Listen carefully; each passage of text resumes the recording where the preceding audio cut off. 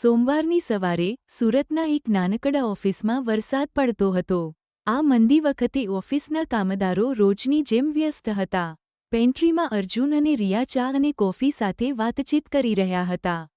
રિયા: અર્જુન, આ મંદી વખતે તું કંઈક વધુ કમાવાની રીત વિશે વિચારી રહ્યો છે? અર્જુન ચા ઘૂંટતો હતો અને તેણે ચિંતાભેર કહ્યું, હા, રિયા, હું વિચારતો તો હતો. પણ શરૂઆત ક્યાંથી કરવી તે સમજાતું નથી. રિયા સ્મિત કરતી હતી. તેણે ફોન કાઢીને પોતાની નોટ્સ બતાવી. હવે ઓનલાઈન કમાવા માટે ઘણા ઉપાય છે.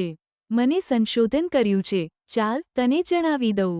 રિયાએ અર્જુનને ફાઇવર અને અપવર્ક જેવી સાઇટ્સ વિશે સમજાવ્યું. આ પ્લેટફોર્મ પર તું તારા બુકકીપિંગ અને ફાઇનાન્સિયલ સ્કિલ્સથી લોકોને મદદ કરી શકે છે. આગળ તેણે ઉડેમી અને ટીચેબલ વિશે કહ્યું. તારા એકાઉન્ટિંગ નોલેજથી તું ઓનલાઈન કોર્સ બનાવીને ટ્યુશન આપી શકે છે. યુટ્યુબ ચેનલ પણ શરૂ કરી શકાય, રિયા હસતી બોલી. લોકો ફાઇનાન્સ અથવા ટેક્સ સેવિંગ વિશે જાણવા મળતા હોય છે. પછી તેણે ડિજિટલ પ્રોડક્ટ્સ, જેમ કે ટેમ્પલેટ્સ અથવા ઈ-બુક્સ વેચવા માટે પ્રેરિત કર્યું. આ પેસિવ ઇન્કમ માટે સારી રીત છે. અંતે રિયાએ રોકાણ વિશે વાત કરી. જો તું સ્ટોક્સ અથવા મ્યુચ્યુઅલ ફંડ્સમાં રોકાણ કરે છે, તો તે તારા ભવિષ્ય માટે ઉન્નતિપ્રદ છે. બંને મિત્રોએ સંકલ્પ લીધો કે તે એક અઠવાડિયામાં એક આઈડિયા અજમાવશે અને 1 મહિને તેનું પરિણામ ચકાસશે. આ મંદી સમયે એકબીજાને મદદ કરવી એ સાચી મિત્રતા છે, રિયા હસીને બોલી.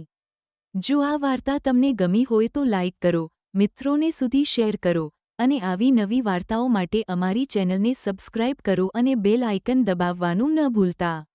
અમારી વાર્તા સાંભળવા માટે તમારું ખૂબ ખૂબ આભાર.